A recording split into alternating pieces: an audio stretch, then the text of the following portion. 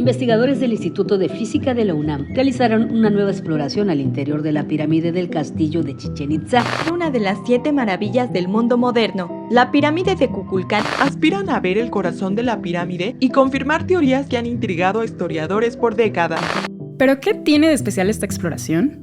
Pues que busca ver el interior de la pirámide de casi 30 metros de altura sin mover ni una sola piedra, tomando una especie de radiografía, pero sin rayos X. Para obtener la radiografía de la pirámide, los especialistas utilizan una técnica que detecta rayos cósmicos que se ha usado también para explorar las pirámides de Giza en Egipto. Ese experimento en Egipto se hizo por primera vez en los 60 y fueron físicos, no arqueólogos, los que lo hicieron, aprovechando la radiación que llega del espacio exterior, los rayos cósmicos, que básicamente son un montón de partículas más chiquitas que un átomo que nos llueven del espacio todo el tiempo, sin que nos demos cuenta.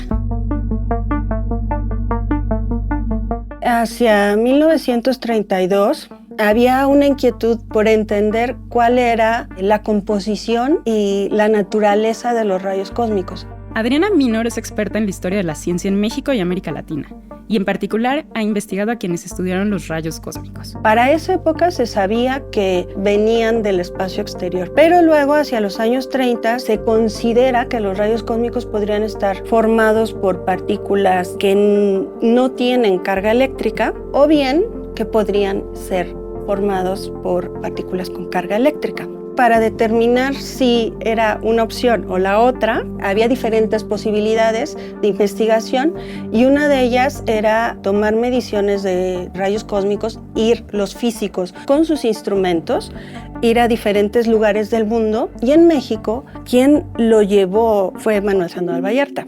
Como física, a Adriana le apasionan los descubrimientos científicos y como historiadora se interesa por cómo se conforman las redes de intercambio de conocimientos y de dónde salen los recursos para sostener a los grandes proyectos científicos, reconociendo que con ellos vienen intereses, desigualdades y sesgos. Para mí, lo más interesante es pensar cómo se produce ciencia con los recursos que hay y cómo todo esto se produce siempre en colaboración con mucha gente, con redes en las que participan científicos de diferentes procedencias, que también influyen factores del contexto histórico, político, social del momento.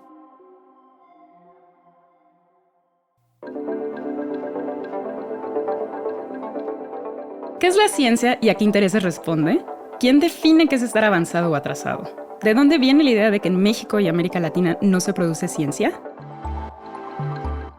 Esto es Pasado Presente, un podcast del Centro de Estudios Históricos del Colegio de México, en el que historiadoras e historiadores nos cuentan las bases para entender nuestro presente. Yo soy Carla Benítez y en este episodio platiqué con Adriana Minor sobre la historia de la ciencia que se hace en México y en América Latina.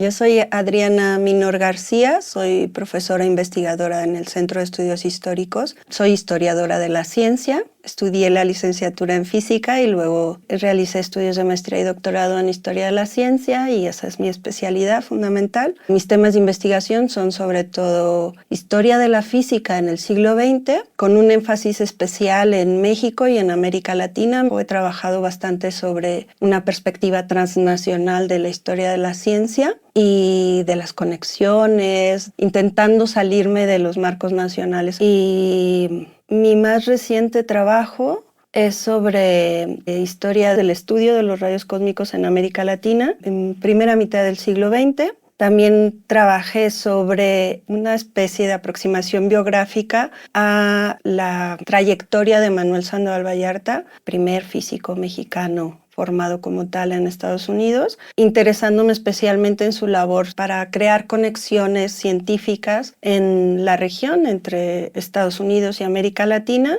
en particular durante la Segunda Guerra Mundial. ¿Cómo fue que llegaste de la física a la historia? Pues yo creo que una inconformidad con cosas que yo veía. Yo decidí estudiar ciencias porque me fascinaba la física de partículas, pero también yo pensaba que la ciencia era, como todos, objetiva que el conocimiento iba siempre acumulándose y creciendo, que no había factores sociales influyendo en el conocimiento, que la política estaba fuera de todo el contenido de la ciencia. Yo tenía esa visión.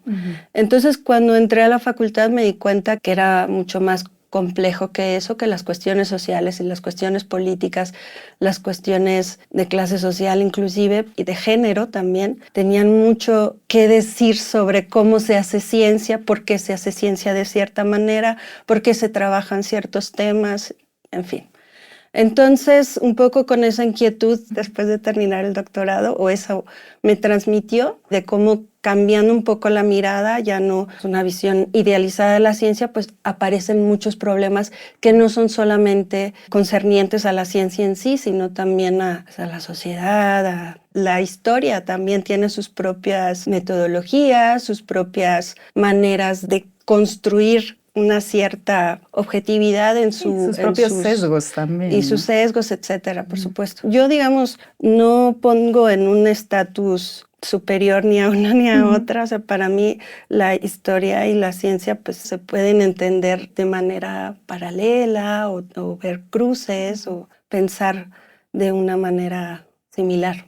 Me encanta, porque creo que justo a veces pensamos como las ciencias y las humanidades completamente divorciadas, ¿no? Y que es un poco como, bueno, no sé cuál ha sido tu experiencia navegando en esos dos mundos, pero que justo se conectan de muchísimas formas. Y creo que por eso elegiste el tema de rayos cósmicos. Pero a ver, cuéntanos un poquito más por qué escogiste ese tema. Bueno, los rayos cósmicos me interesó el estudio de los rayos cósmicos a partir de mi trabajo sobre la historia de la física en México. Desde 1938, que es cuando se funda el primer instituto dedicado a la investigación en física, lo que ahora es el Instituto de Física. En ese entonces era Instituto de Ciencias Físicas y Matemáticas. Pero una cosa que me di cuenta es que había un énfasis muy grande en el estudio de los rayos cósmicos. ¿Y qué son los rayos cósmicos? Son partículas cargadas que constantemente están entrando a la Tierra a gran velocidad desde el espacio. Pero no se asusten, casi todas son inofensivas y al atravesar la atmósfera crean nuevas partículas que los científicos usan para, entre comillas, radiografiar pirámides o detectar desechos radioactivos después de desastres como el de Fukushima. Y es que algunas de estas partículas pueden atravesar varios metros de roca y otros materiales sin afectarlos. Al darme cuenta de eso y luego ver que Manuel Sandoval Vallarta, que es uno de los principales artífices de este instituto, él trabajaba en Estados Unidos en el Instituto Tecnológico de Massachusetts, pero mantuvo un contacto muy fuerte con colegas ingenieros interesados por la investigación científica en México. Y en esa alianza fue que Sandoval Vallarta tuvo un papel importante para la creación de este espacio del Instituto de Física. Pero él, que venía trabajando en temas de la mecánica cuántica, que era, digamos, uno de los campos más en boga en el momento, hacia 1932 y en particular en 1938, ya cuando se crea el Instituto de Física, él estaba completamente dedicado al tema de los rayos cósmicos. Entonces, un poco entender por qué Sandoval Vallarta decide dedicarse al tema de los rayos cósmicos. No es que estén tan distanciados la mecánica cuántica de los rayos cósmicos, pero sí es un campo particular que requiere mucha experimentación y Sandoval Vallarta era un físico teórico. Entonces, entender por qué se da ese cambio y luego por qué en México fructifica de especial manera el estudio de los rayos cósmicos, pues un poco me llevó a indagar y luego ampliando también hacia América Latina. Tuve la fortuna de hacer un postdoctorado en Brasil y en Brasil también hubo un énfasis particular en el estudio de los rayos cósmicos en la Universidad de Sao Paulo. Entonces, además de estos dos grandes grupos de investigación especializados en rayos cósmicos, también hubieron espacios de investigación en diferentes países, en particular en Perú, en Huancayo, en Chacaltaya, en Bolivia. También se estudió en Panamá, en una estación zoológica que había ahí dentro de la zona del Canal de Panamá. Hubieron estudios de rayos cósmicos allí. O sea, es como ver que es un campo de investigación que tuvo mucha presencia en la región.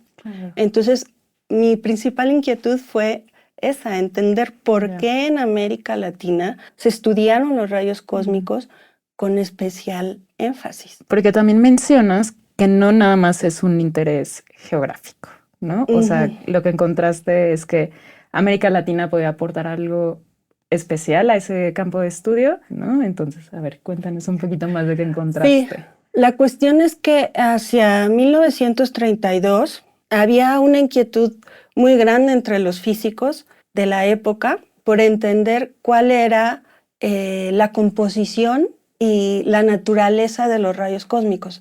Para esa época se sabía que los rayos cósmicos venían del espacio exterior porque se habían realizado investigaciones en globos aerostáticos, se habían llevado instrumentos a montañas, se habían sumergido en lagos y a través de esa investigación en las primeras décadas del siglo XX se demostró que los rayos cósmicos aumentaban, la intensidad de esa radiación aumentaba conforme a la altura. Eso quería decir que el origen de los rayos cósmicos debía estar en el espacio exterior y por eso la denominación rayos cósmicos, digamos, es la que adoptamos a partir de entonces, ¿no? Pero luego, hacia los años 30, hay diferentes hipótesis. Se considera que los rayos cósmicos podrían estar formados por partículas que no tienen carga eléctrica, como son los fotones, o bien que podrían ser formados por partículas con carga eléctrica.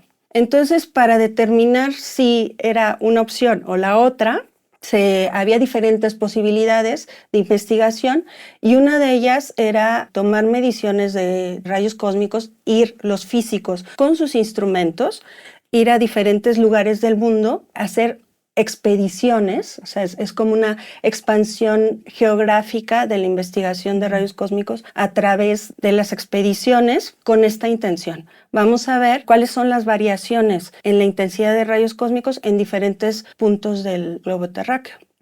Entonces, quien tiene la capacidad material de realizar ese tipo de estudios, porque obviamente demanda la participación de un grupo de investigación muy grande, demanda también la construcción de instrumentos estandarizados que se puedan usar en los diferentes grupos que participaron en la expedición y mucho dinero. Entonces, quien da el dinero es la Carnegie Institution of Washington y quien encabeza la expedición. Esa expedición mundial es Arthur Compton, quien era un físico estadounidense que trabajaba en la Universidad de Chicago, que había ganado el premio Nobel en 1927, por lo tanto era un científico muy conocido en todo el mundo. Y él organizó esa expedición y allí, en particular, los grupos estuvieron distribuidos por diferentes lugares del mundo, entre Europa, Asia, Alaska, en fin, alrededor del mundo. Pero específicamente la parte de la expedición que fue por el continente americano fue la encabezada por Arthur Compton. Entonces, en el volumen de datos que él obtuvo en su paso por América Latina, en particular, él fue a Perú, a Huancayo, donde la Carnegie Institution of Washington, que es la que financió toda la expedición, tenía una estación de investigación magnética establecida en las primeras décadas del siglo XX. Por lo tanto, Compton usó su infraestructura que ya existía para el estudio de los rayos cósmicos. Y también fue a Panamá y vino a México. Y en México, quien lo llevó y, digamos, le sirvió como intermediario, como una especie de... ¿Como gestor? Pues sí, gestor, pero más bien como un intermediario, o sea, alguien que le introduce a la cultura, a los trámites, a todo, ¿no? Que hace de traductor inclusive, ¿no?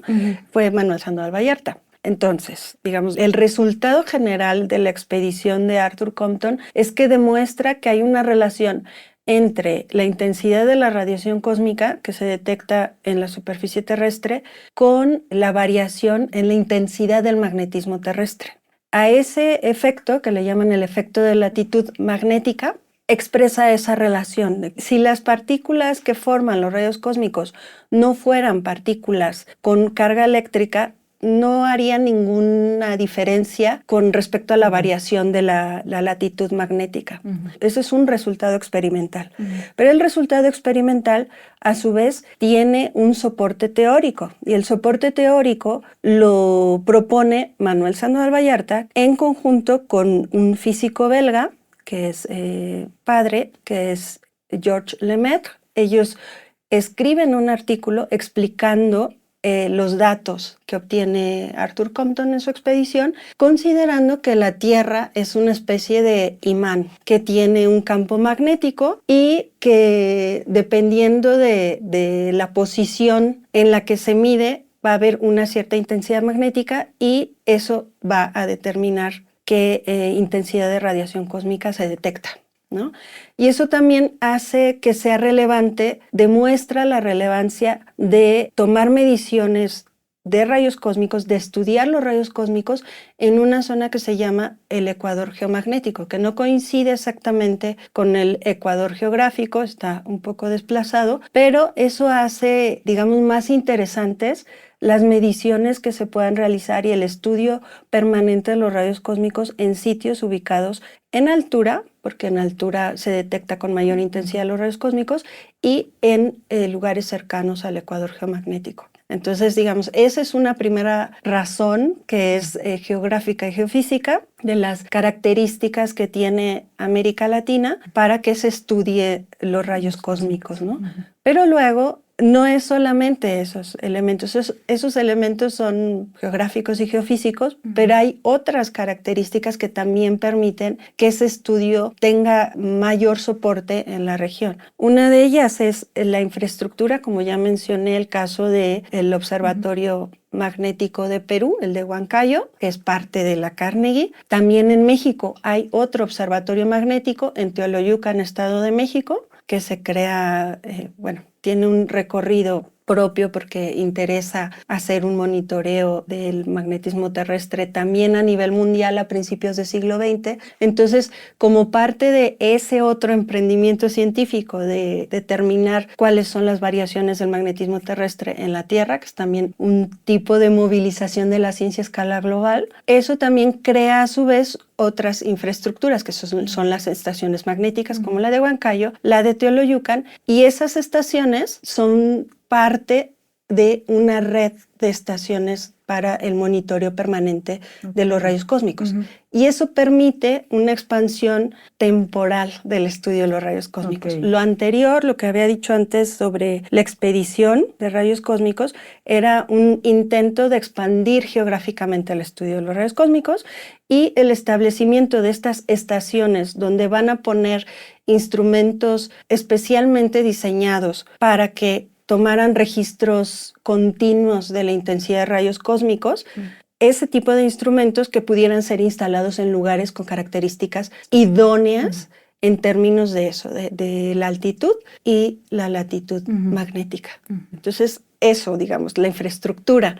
Y luego también las instituciones científicas que se están creando en la región. Por un lado, en México, como ya había dicho, Sandoval Vallarta, los universitarios como Ricardo Monjes López, algunos de los primeros físicos que en realidad eran ingenieros y luego se van a hacer el doctorado. Justo quería preguntarte de eso, porque mencionaste al principio que parte también de lo que aporta Sandoval Vallarta es que cuando llega Compton, él es como el intermediario, pero él ya mantiene vínculo aquí con los ingenieros.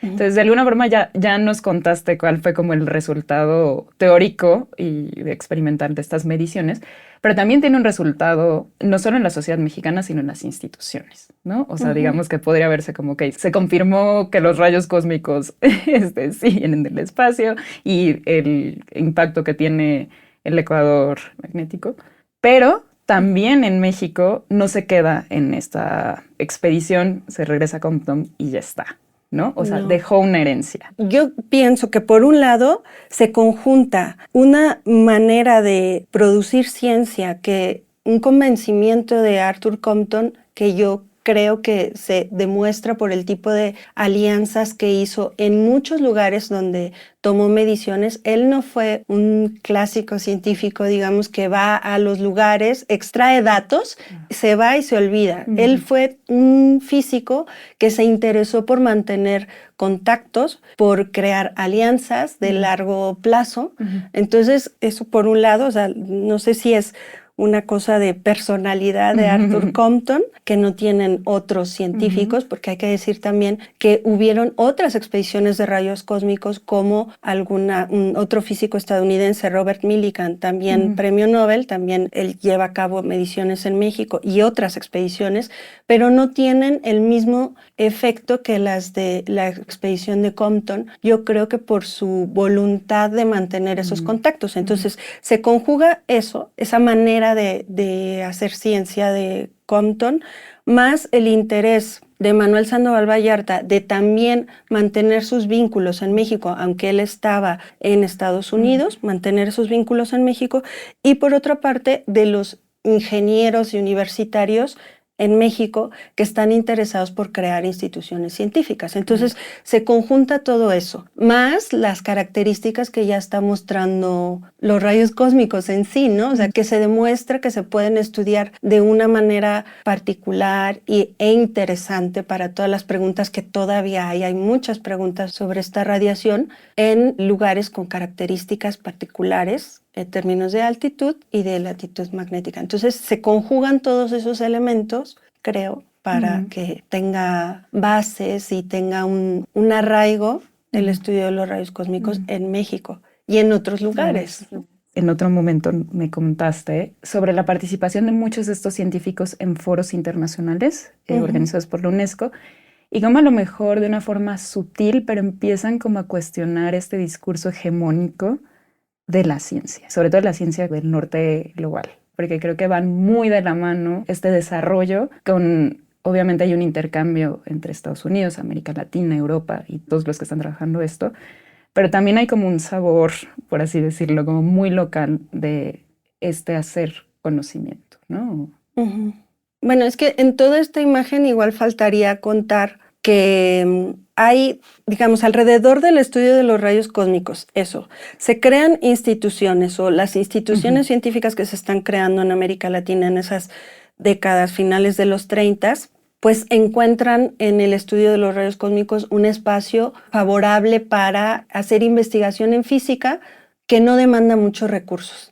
Eso en México, pero también en Brasil. En Brasil, en 1934, es un físico de origen ruso, migrado y formado en Italia, a quien le ofrecen que vaya a fundar el Departamento de Física de la Universidad de Sao Paulo, y él, que también era un físico teórico, decide promover entre sus jóvenes estudiantes que se dediquen al estudio de los rayos cósmicos y los promueve para que construyan instrumentos especializados para ello. Entonces, tienes esas dos grandes instituciones dedicadas a la investigación en física, que se dedican al estudio de los rayos cósmicos. Tienes la formación de los primeros físicos en la región dedicados al estudio de los rayos cósmicos. En México, Alfredo Baños, Carlos Greff. En Brasil, nombres discípulos de Gleb Batagin, así era el nombre de este físico de origen ruso. Discípulos como Marcelo Dami de Sousa Santos, César Lattes, que es uno de los grandes nombres de la física brasileña, en fin, un grupo limitado, pero un grupo muy relevante de físicos que se están formando en este campo. Y también mucha circulación de estudiantes también y de investigadores. Entonces, una cosa que yo creo que permite entender, digamos, esta historia como algo que no es solamente local, sino que también es regional, es pensar en cómo hay físicos en Uruguay y Argentina que se interesan luego por ir a Brasil a formarse en las técnicas de investigación de los rayos cósmicos, eso en los años 40.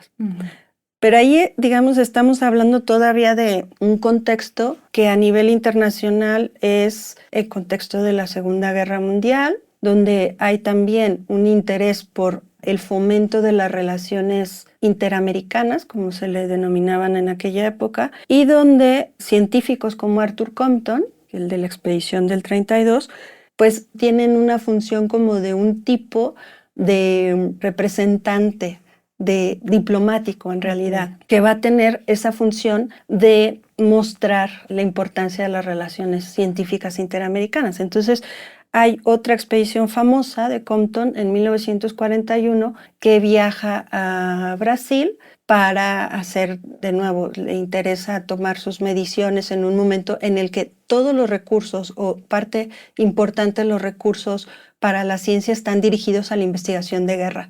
Y Claro. Compton se queda sin recursos. Sin recursos. Entonces encuentra recursos para poder continuar sus investigaciones por medio de esta política, digamos, la política del buen vecino durante la Segunda Guerra Mundial, que se interesa por estrechar las alianzas hemisféricas. Entonces, con dinero del Departamento de Estado, Arthur Compton va a Brasil y crea, digamos, fortalece sus alianzas con los brasileños. Pero luego, digamos, la guerra también impacta en todos, ¿no? No solamente en Estados Unidos, también en Brasil, que entra en la guerra en 42. El dinero que tenían para realizar investigación se dirige a proyectos del ejército. Entonces, digamos, ahí hay un momento como de pausa de la investigación de rayos cósmicos. Y tras la Segunda Guerra Mundial, donde adquiere relevancia este discurso de cómo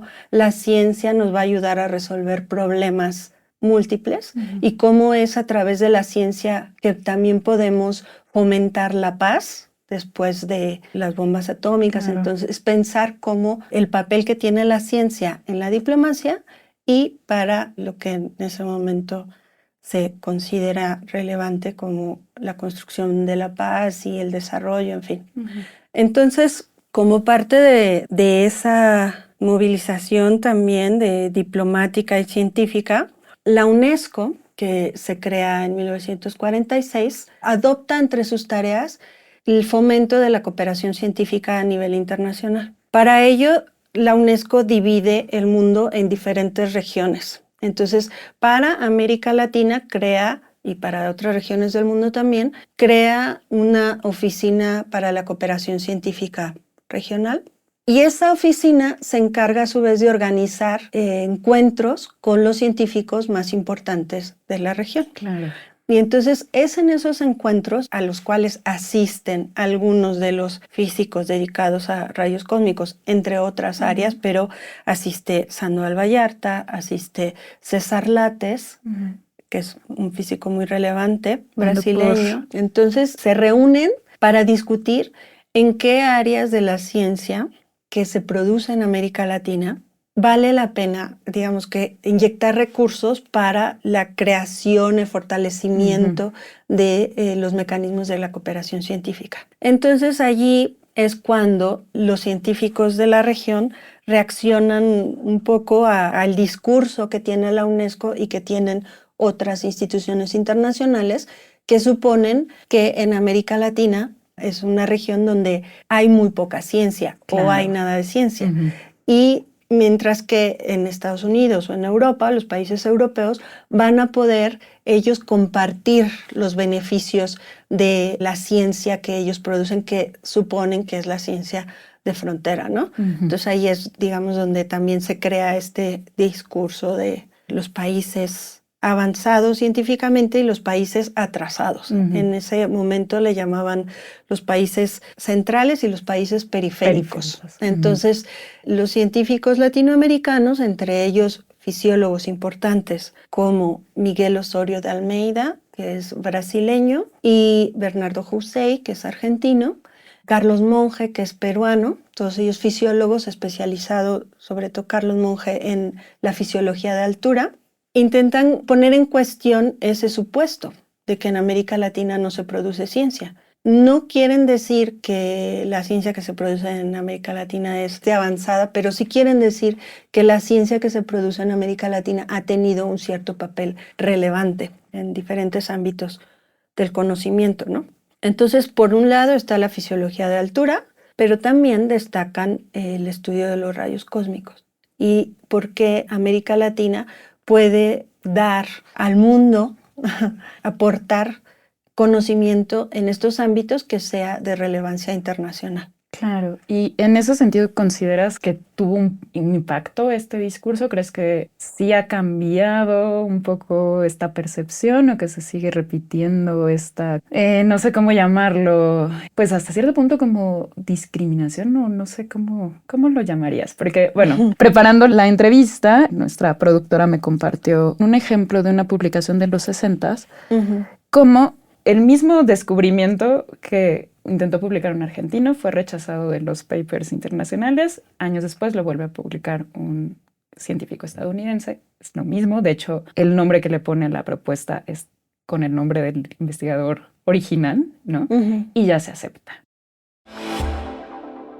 Me refería al caso del ecólogo argentino Eduardo Rapoport, quien en 1975 publicó en español su idea sobre cómo cambia la distribución de las especies con la latitud, porque la revista The American Naturalist lo rechazó en 1971. Años después, en 1982, el ecólogo estadounidense George Stevens retomó la misma idea que bautizó como la regla de Rapoport, en honor al científico argentino. Y entonces sí, la misma revista lo publicó y todo el mundo la aplaudió. La idea era buena, pero al parecer necesitaba pasaporte gringo. Como que hay una parte como de hacer menos la ciencia que se hace en la periferia, ¿no? Y que en algún momento, tú ya me habías como comentado, que ya lo cuestiona Sandoval Vallarta, ¿no? O sea, un poco como esta parte de que el conocimiento es una construcción y obviamente se beneficia de a lo mejor los recursos, pero también las investigaciones que se están haciendo en otros lugares del mundo. Pero hay como cuestiones muy regionales que a lo mejor sí ya no sé qué pasó después de que se va a Compton y se queda solo Vallarta.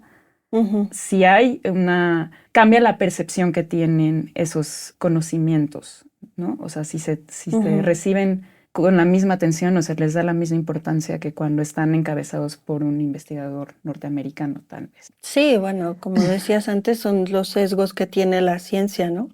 Y que se repiten, bueno, desde siempre, y que por eso es interesante pensarlo históricamente, ¿no? Para explicar en cada momento por qué alguna investigación tiene más atención que otra y que también la relevancia de ciertos lugares o, digamos, ciertas instituciones científicas localizadas en lugares específicos tienen más peso que otras, pues eso no ha sido así siempre, ¿no? En el caso de la física es interesante, por ejemplo, pensar cómo ha cambiado el dominio de las revistas científicas en diferentes momentos. Por ejemplo, si piensas a principios del siglo XX, son las revistas alemanas, italianas, francesas y británicas las que tienen mucho más impacto. Los físicos más importantes de la época quieren publicar en esas revistas. En cambio, las revistas que empiezan a tener un papel en el mundo de la publicación científica, las revistas estadounidenses, no son tan importantes como lo son ahora. Entonces, ¿por qué ocurre ese cambio? Pues en parte no es casualidad, es un redireccionamiento buscado también por las propias revistas e incluso por el propio gobierno de Estados Unidos, que reconoce que apoyando, digamos, teniendo un papel preponderante a nivel científico, eso también le da un poder político importante. Entonces, allí revistas como la Physical Review, etcétera, se preocupa por llegar al público, expandir su influencia. Y entonces, por eso, después, durante la Segunda Guerra Mundial, se aprovecha ese contexto que dificulta las comunicaciones en Europa y también porque hay que contrarrestar el poder de las revistas y la influencia científica alemana, japonesa, italiana por la Segunda Guerra Mundial. Hay que contrarrestar y aprovechando esa situación, pues también introducirse, digamos, en el mundo de los intereses de los científicos latinoamericanos, ¿no? Eso en mi trabajo está con lo que hace Manuel Sandoval Vallarta del Comité de Publicaciones Científicas, pero bueno, él no es porque sea mi trabajo, pero lo que sí me mostró ese trabajo es que había que pensar, no dar por hecho la hegemonía científica que suponemos, no darla por hecho, sino entender por qué se llega a tener esa hegemonía científica y cómo se llega a construir y a consolidar, en qué contextos, en fin, a través de qué mecanismos, porque no es la ciencia que flota en el aire y entonces la ciencia que es exitosa es solamente la que se produce en tales lugares y entonces todos los demás lo que van a hacer es guiarse por esa. No, no es así. O sea, hay formas muy concretas en las que se produce esos sesgos, ¿no? Y si eso lo llevamos a la época actual, yo me quedé pensando un poco en la pregunta de cómo pensar eso en nuestra época actual, pues es un problema el de la publicación científica y de cómo en la actualidad todos los índices que hay, todos los parámetros que hay para darle mayor relevancia a revistas que se publican en inglés, a revistas de los grandes consorcios internacionales y que además cobran por todo. Sí, en fin, sí. hay toda una economía alrededor de la publicación científica que actualmente es un problema, y eso te explica también cuál es la dinámica y dónde está la hegemonía científica en diferentes momentos. No sé, o sea, simplemente pensar eso como un problema que tiene una raíz histórica y seguirlo a lo largo del tiempo, pues igual te da una idea de entender por qué estamos en este momento tan delicado, ¿no? Del capitalismo así tan brutal en el conocimiento científico. Y que además nos lleva a repensar este discurso que creo que surgió con especial atención después de la pandemia del COVID, como este discurso que se repite a veces sin pensar, de que México está atrasado en la ciencia, ¿no? Y que es así como, bueno, ya cuando empiezas a hacer un recorrido histórico y esto mismo que mencionas, de qué intereses están detrás de, no tanto de la producción del conocimiento, sino de la difusión de esa producción, ¿no? O sea, en este caso que estás hablando de las revistas, por ejemplo. Sí.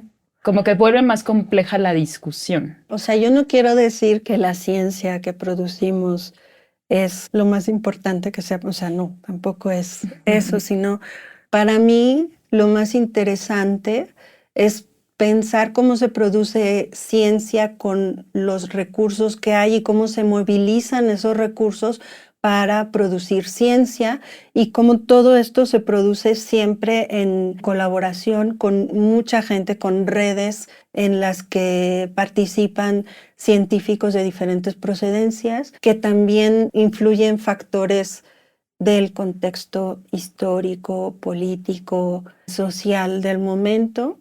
En fin, y eso te puede explicar por qué se produce la ciencia que se produce en un momento determinado, ¿no? Y yo creo que hay más relevancia de la que se reconoce, o sea, que nos refugiamos mucho en que es que nuestra ciencia no está a la vanguardia, pero se hace mucha ciencia y esa ciencia dialoga con científicos de otros lugares del mundo a través de los mecanismos que hay para que circule el conocimiento. Entonces, más bien, no sé, yo creo que habría que pensar en los diferentes campos del conocimiento y ver fuera de ese discurso, ¿no? De que la ciencia que vale es la que está a la vanguardia, sino ver qué es lo que se ha hecho. Y entonces, a partir de ahí, valorar, ¿no? Valorar en términos de las redes de las que participan estos científicos, los recursos con los que cuentan, en fin. No, muy bien, y pues muchas gracias. Esto fue Pasado Presente, Historia en Podcast. Muchas gracias por escucharnos. Yo soy Carla Benítez. Este podcast fue producido por Quisaya Estudios para el Centro de Estudios Históricos del Colegio de México. Lucina Melesio es directora y productora ejecutiva. El guión es mío y también la producción. El diseño sonoro y la mezcla son de Carlos Jorge García y Tiger Lab. La grabación de la entrevista estuvo a cargo de la Coordinación de Educación Digital del Colegio de México. Queremos agradecer a Adriana Minor por su participación en este episodio. Hasta la próxima.